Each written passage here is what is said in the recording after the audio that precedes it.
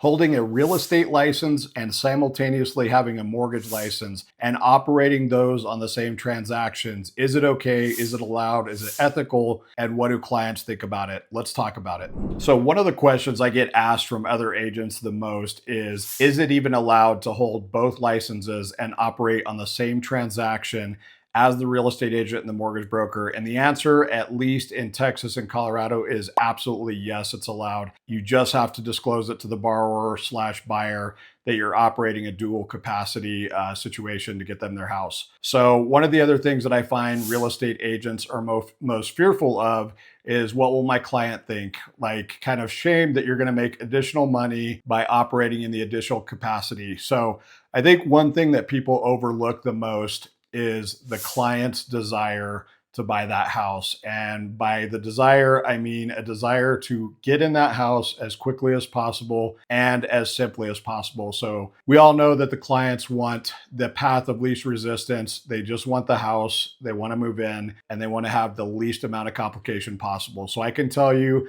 having one point of contact where you control the entire transaction, knowing what's going on, what the left hand's telling the right hand, where you're at in the loan process, and being able to operate with that knowledge from firsthand experience while negotiating the real estate side, it gives you a huge advantage.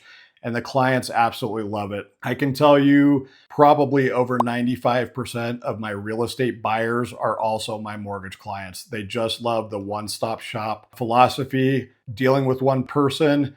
I can go to an inspection and tell them, hey, before you get to the inspection, bring me your pay stubs. I need a couple items from you on the mortgage side. Keeps everything nice and simple. So one of the other concerns that I hear from real estate agents is it hard to get my license? So we all know from the real estate side, it is a nightmare to go through the schooling, the testing. It takes a long time, and most of us can't stomach going through something like that again. And I can tell you that it is nowhere near what it is to get your real estate license compared to your mortgage license. The mortgage license takes about a month and a half typically.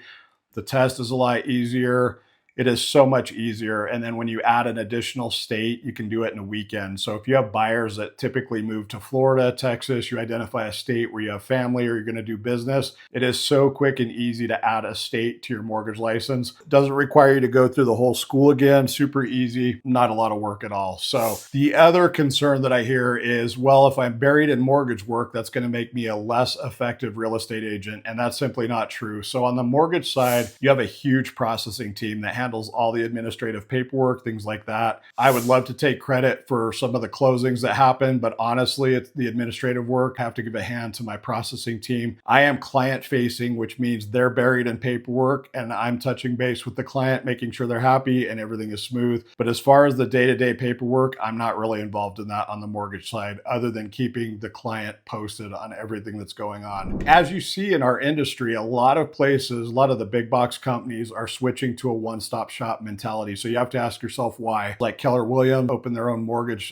company as well. There's a lot of places that are switching to that one-stop shop mentality, and that's for a reason. People like to deal with one person, one company, and bringing it all in-house to make it one seamless transaction. So when you sell somebody a home, you're probably not going to talk to them for 9 to 13 years, who knows, before they transact again. People refinance their house constantly. So it does a couple things. A, it's great on your revenue, and B, you're staying top of mind because you're going to have so many more touches with that client and so many more transactions throughout that home ownership. You put them in the house, you know what their rate is, you know when it's time for them to refi, you have all of that knowledge, and you are in constant contact with them way more than you are just a simple person who buys a house that you may not talk to them for another 10 years. If you have questions or you're curious about the process, feel free to reach out to me. It has been great for my career, and I recommend it for anybody who is looking to elevate their business.